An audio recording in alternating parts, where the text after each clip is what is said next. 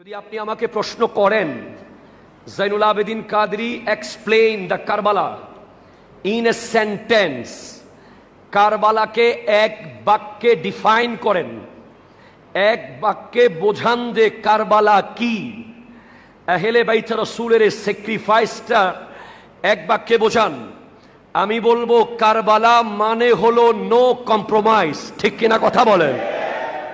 কারবালা মানে হলো আপোষহীনতা। কারবালা মানে হলো যেখানে সেখানে যার সাথে আপোষ না করা। আমি সেই দিকে খেয়াল করেই সূরা ফাতহের 10 নম্বর আয়াত থেকে তিলাওয়াত করার সৌভাগ্য অর্জন করেছি।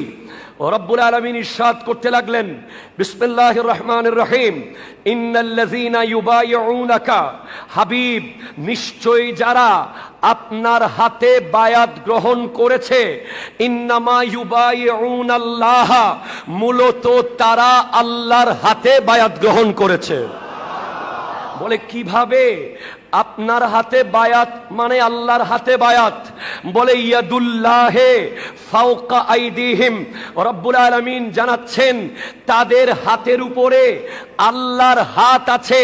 হাবিব যারা আপনার হাতে হাত দিয়েছে তারা মূলত আল্লাহর হাতে হাত দিয়েছে।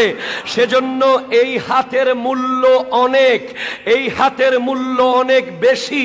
তো একটু কারবালার মাঠে যাই, ইমামে হোসেন রাদিয়াল্লাহু তাআলা আনহুকে জিজ্ঞেস করি, একটু কম্প্রোমাইজ করলেই তো হয়ে যেত, একটু ইয়াজিদের সাথে একটু করে যদি হাত মিলিয়ে নিতেন তাহলে আপনার দুধের শিশু আলী আসগর শাহাদত বরণ করতেন না, আলী আকবরের শরীর 70 টুকরা হয়ে যেত না, কাসেম ইবনে হাসান শহীদ হয়ে যেতেন না, আব্বাস আলমদারের বাজু কাটা যেত না, আব্দুল্লাহ কলবি নতুন দুলা শহীদ হয়ে যেত না, 72 জনের লাশ জমিনে পড়তো না, জান্নাতি হুরদের মতো সুন্দর নবী বংশের রমণীদেরকে কুফার রাস্তায় রাস্তায় হাঁটতে হতো না।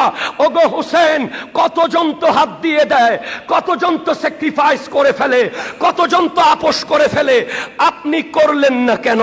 তো উত্তর আসবে, এই হাত তো আমি হোসেনের একার হাত না যে আমি দিয়ে দেব। এই হাতের উপরে আছে সিদ্দিক আকবরের সাদাকতের হাত, আছে ফারুক আজমের আদালতের হাত, আছে উসমান জুন্নুরাইনের সাখাওয়াতের হাত, আছে মাওলা আলীর বেলায়েতের হাত, আছে রাসূল আরবির রিসালাতের হাত। ইয়াদুল্লাহে ফাওকা আইদিহিম, এই হাতের উপরে আছে আল্লাহর কুদরতের হাত।